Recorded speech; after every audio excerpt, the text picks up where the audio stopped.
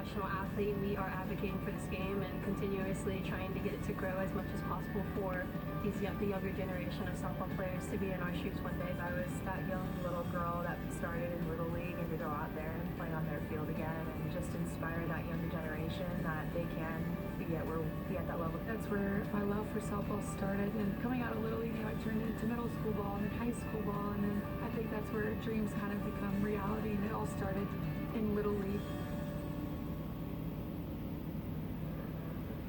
These players who played Little League softball at one point talking about their experience. Peyton St. George told us she was recruited late too. All of her friends were getting recruited in high school and signing. She was one of the ones that got recruited late, ended up in a great situation at a brand new program at Duke.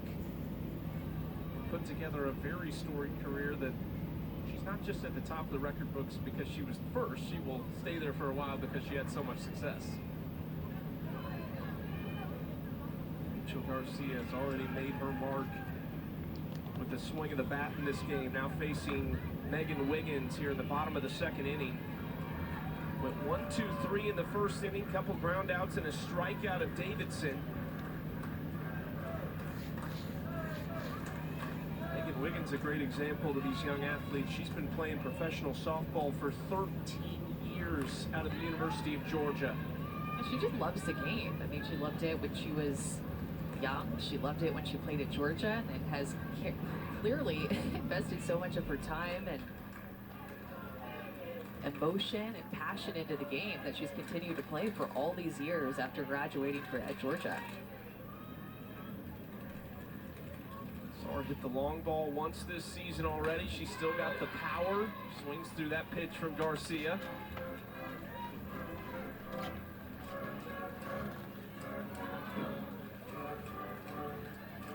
The Romero middle infield behind Rachel Garcia. Jessie Warren at third, Lily Piper at first. And Taylor Edwards, former superstar from Nebraska, along with her twin sister Tatum. Well, and you keep talking about all these different players and where they come from all across the country, and many of them representing different countries as well outside of the United States, and which is very reminiscent of how Little League softball is too, with the 12 different teams in attendance. Ripped down the right field line off the glove of Piper. Almost robbed Wiggins of a base hit right there. But it's a leadoff single in the first base hit of the game for Team Davidson. Well, here it is. The Little League Softball World Series bracket is back in action tomorrow. You do not get any days off this week. That's what we know. 1 Eastern on ESPN. North Carolina, the host, taking on Texas. And then it's Puerto Rico and New York tomorrow night at 5 Eastern on ESPN. What are you looking forward to most? Well, all the quote-unquote winners bracket games are tomorrow, so something's got to give, because somebody with the win will set themselves up to head toward that championship game, which, by the way, on Sunday is on ABC for the first time ever. So just seeing what gives tomorrow. Yep. Who's going to lose? Who's going to come away with the victory? I love the people from the community here in Greenville that have come to support the event and just set up chairs around the stadium, hung out for the entire day watching, just enjoy, like listening to their conversations about how much they are enjoying it. That's pretty special. Everybody's invested.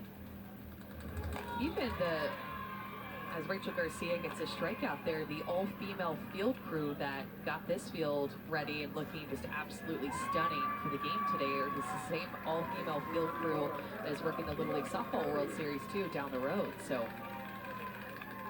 this facility, we talked about it right off the top, but it is beautiful. Nice indoor batting cages down the right field line where the players were getting ready before this game, hanging out, staying cool. Stands completely full tonight for the first ever AU Pro Games at the Little League Softball World Series.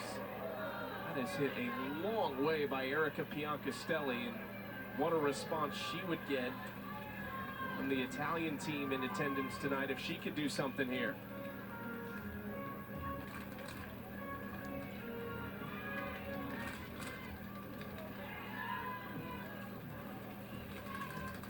One away after the second strikeout for Garcia. She got Sam Fisher up and in there to Piancastelli. Well, because we saw the MLB game in Williamsport, the Little League Baseball World Series, and for AU to be here at the Little League Softball World Series for the first time and taking the professional game to the Little League World Series is awesome. Loving it. I meant to ask you, I think I saw all the first pitches except for Catherine Sandercox. Was it a strike? Yes, all of them threw strikes. They had great mechanics, even the non-pitchers, which were, I guess there was only one of them because that was Victoria Hayward had great mechanics. She did. That was in there. Danielle Laurie posted that on her Instagram. She's like, come on, Vic, let's go. Oh, yeah. Repping Team Canada. See Victoria Hayward in Game 2 tonight. And Erica Piancastelli actually even gave the team from Italy a shout out that was in Italian. Did you understand it? Yeah, I did not understand it, but it sounded beautiful. Very elegant. I mean, very fluent, very smooth. Like, I'm sure it was a great message.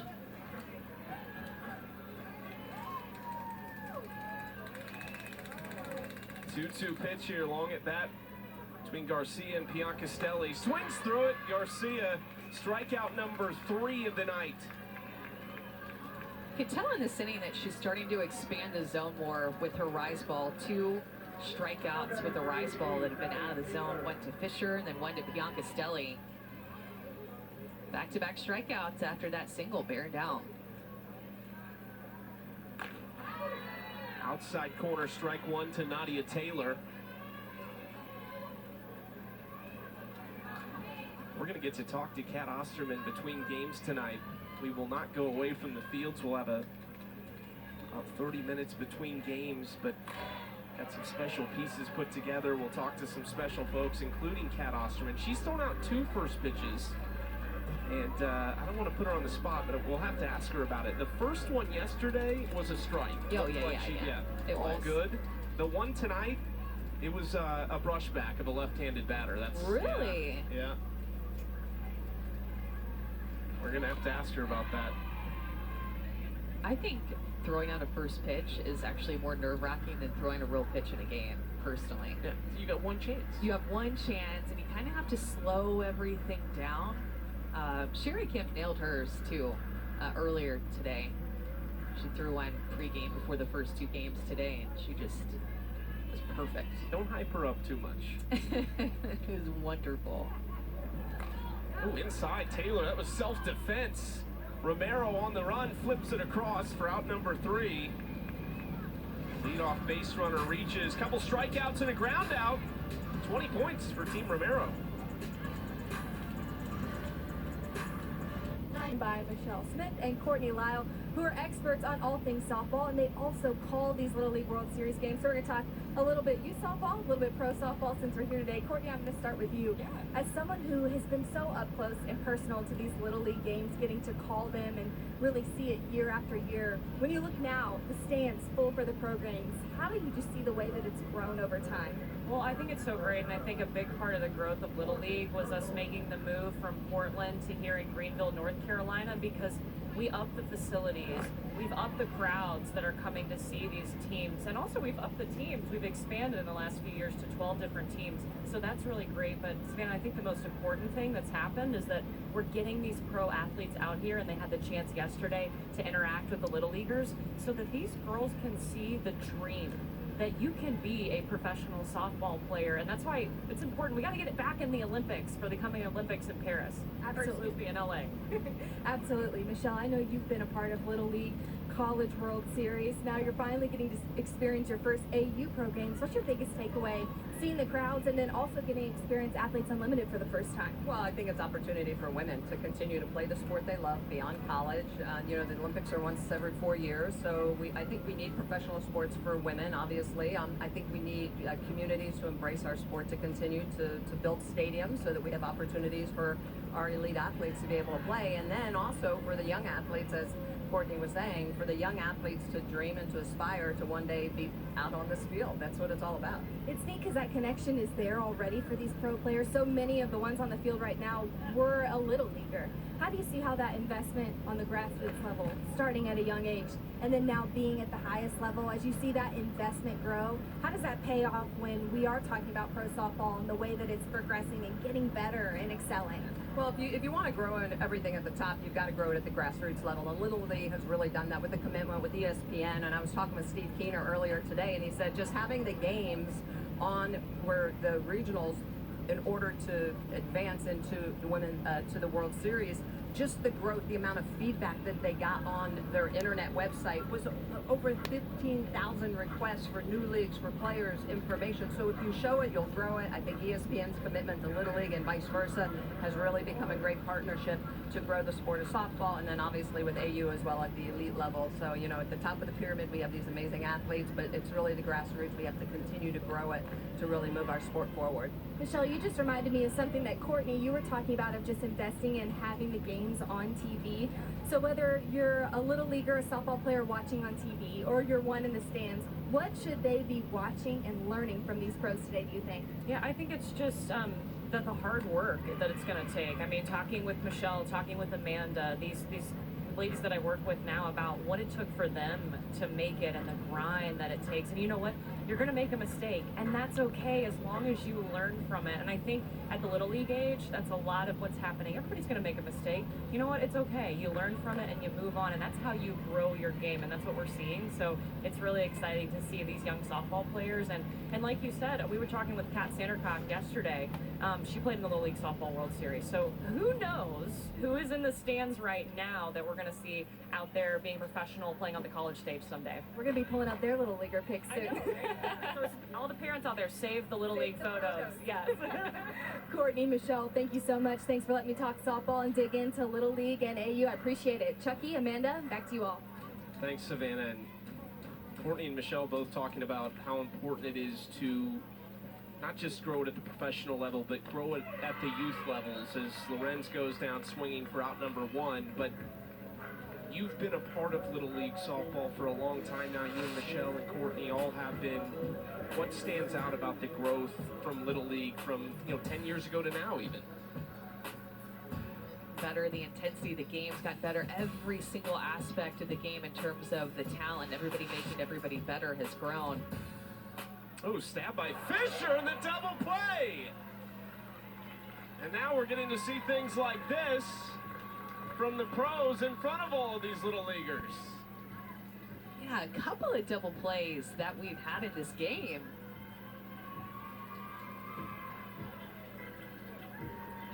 That was a hard hit ball off the bat of Sierra Romero, a line drive, and Sam Fisher was just ready for it, playing the hot corner, knowing what she wanted to do with the ball. She saw Zirkle leaning off of first base, so she goes wide, gets a double play in the inning.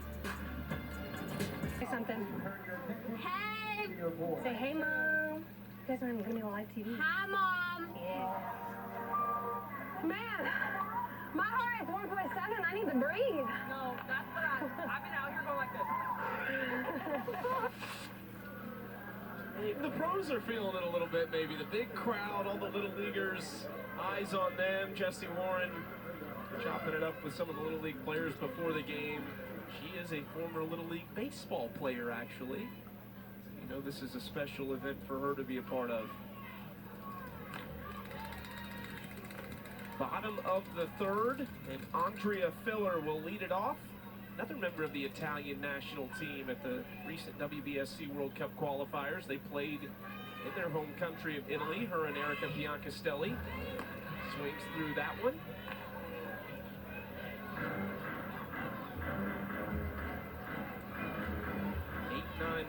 Filler, Jackson, and Leach to face Rachel Garcia, who has given up just one hit so far and has struck out 3 through 2 innings. Ooh, inside. Filler will take first.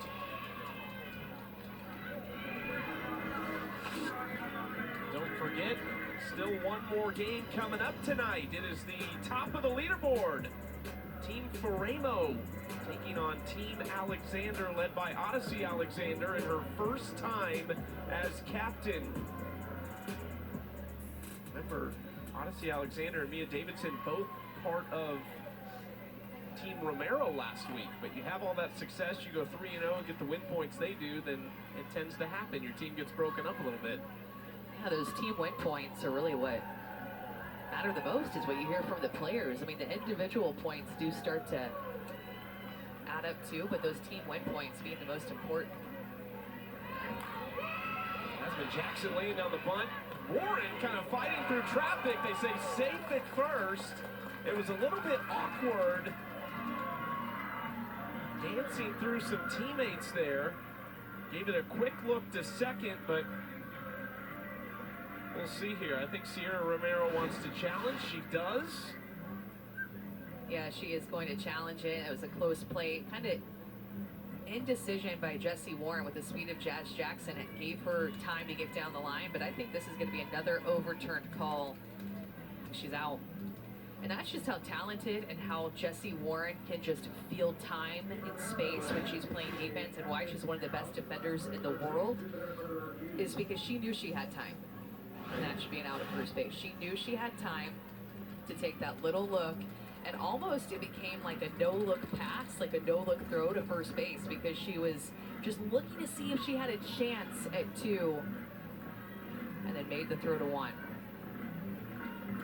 And it was just kind of, everything was a little bit awkward, not in rhythm, but we talked to her a few weeks ago about that. How did you get so good defensively? And she said she works on all of those things, like kind of putting yourself in awkward positions, and has been doing that since she was the age of these players sitting in the stands today. Yeah, it was one of the things that we noticed back in June during the AUX season, is just her ability to throw from a lot of different angles.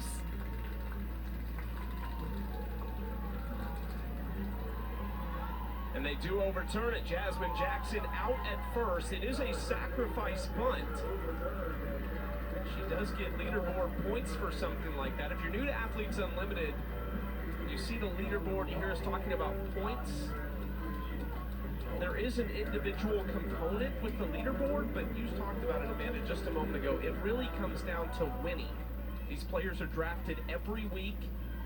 There's 5 total series in this championship season, so you're always changing teams. You play 3 games per weekend. Move up and down the leaderboard based on individual performance, but the biggest numbers that impact your leaderboard standings are win points. Which I think sometimes that can be deceiving to a new fan. You just assume that the individual points matter more because there is a leaderboard, that it becomes more of an individual sport. But at its very core, when you talk to these athletes, their team points matter. Winning matters ultimately, and also their ability to gel as a team very quickly. These teams are getting mixed up every single weekend. They play 3 games on a weekend and then change teams. And they have to figure out this new team. Like, this is the first game for this Series 3 that this team is playing together, and you have to learn to play together pretty quickly.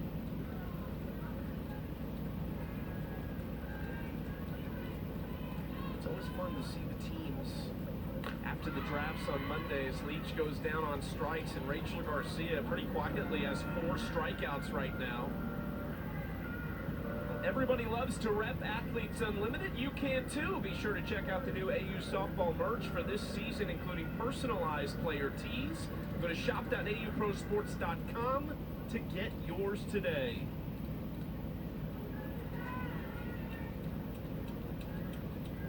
Two away, runner in scoring position. The tying run right now for Team Davidson. Back to the 2-hole, Anissa Urtez, who grounded out on a slow roller back to Rachel Garcia. Urtez 5th on the leaderboard right now, just outside the captain's chairs in the top 4.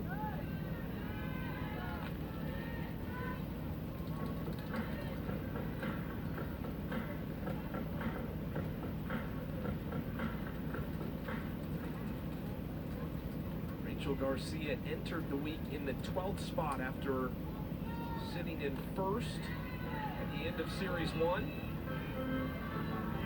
There's a lot of movement last week. I was taking a look at the leaderboard and looking at like how many spots Bubba Nichols moved up all the way to the sixth spot on the leaderboard. That was up 33 spots. Cindy Romero moved all the way to 8th place, up 24 spots. And how about Alicia Ocasio, up 35 spots to number 9 on the leaderboard. Some of the biggest movers the past weekend. Yeah, 4 players up 30 or more spots. Ocasio was the biggest mover. 2021 champion of the championship season. We have all of the champions in the building except for one. Danielle O'Toole is the only Athletes Unlimited champion who is not here right now. Danielle, we miss you. We wish you were here. I'm sure she's watching. She always tunes in. Yeah. Even though she's called it quits and retired, I think she's still always scouting. And right now, Rachel Garcia is rolling. 5 strikeouts through 3 innings, and that's 10 points on the line, rolling over to the 4th inning between these two teams. We'll have a great career in softball, and so that's how it kind of started my softball journey. Here I am. So it kind of kickstart my future, if you would say, and it's been an amazing ride. Davidson, one of 14 former Little Leaguers. On the baseball side for her, we're going to the 4th inning. Her team trails 1-0 in a great game to start off the AU programs of the Little League Softball World Series. We are joined by Mia, mic'd up behind the plate. First off, thank you so much for doing this for us, but you're a former Little Leaguer. You've gotten to experience this event the last few days. What has this been like for you guys? I mean, it's been pretty special, especially doing it in my home state. It's something that me as a little girl was dreamed of, showing them that we can do it. It's pretty special, and I'm so glad to be here. Good miss. Mia, what was the advice that you gave to Peyton in between innings or before this inning? Yeah, I just told her just to go out there, trust herself. Herself's good enough to be anybody on this planet, and just do that. And that's what she's been doing. Good miss. Mia, if one of these Little League catchers came up to you and asked you about talking to a pitcher and developing relationships with pitchers, what would your advice be to them as a young catcher? Hold on 1 second. Hey, here you go. Hey, get this to me now. Get this to me. Here you go. There you go. Goes down. All right, appreciate it. Thank you. Cool. I would say just make sure you communicate. It's all about building that trust. It's all about what you know in their pitches, everything, building that great relationship, and everything. That's all you gotta do. And working hard, of course. Yeah, Mia knew that 2-0 pitch needed to be a strike, so she just said, 1 second, I gotta frame up this curveball on the outside corner to help out Peyton St. George. Didn't get the call, but Mia, I wanna let you know that you should have gotten that call. I appreciate it. Good pitch! You know, you just gotta keep your composure sometimes. No, I'm just kidding. Mia, what was yesterday like with the Little League players? Oh, it was so real. Excuse me? What was your favorite part? I think just seeing the girls, how they have fun, like the opportunity they have, how shows how much the sport has grown. Like these little girls are on national television, and that's what every little girl, everyone dreams of. You know, they're out here doing it, so it's pretty cool. Good, there you go! How tough is it working against another catcher who knows these pitchers so well? I mean, you know, it's Terry Edwards, so she's pretty good. But calling pitches against her, it's kind of tricky. I think we talk junk to each other all the time anyway. I think she heard you. I think she liked that. Oh, yes, she did.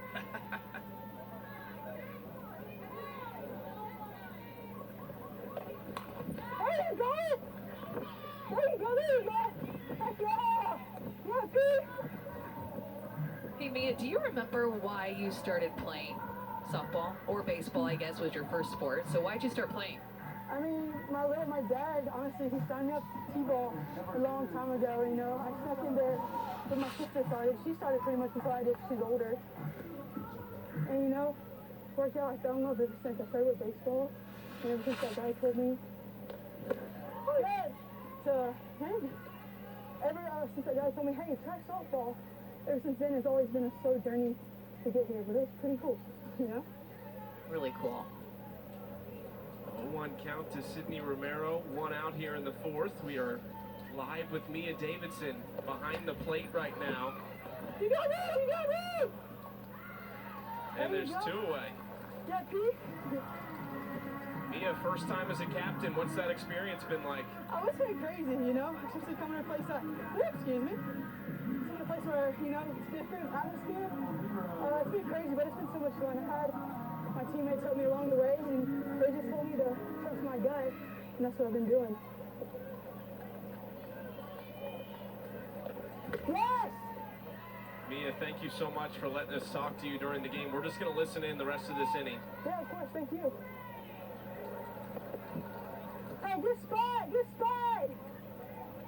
2 outs here. St. George working on Rachel Garcia. Good! Yeah, likely going to work her low and away after that home run that she hit. Like right below? Thank you. Hey, good miss, now good miss! Mia Davidson, a big communicator. It's fun to listen to her behind the plate.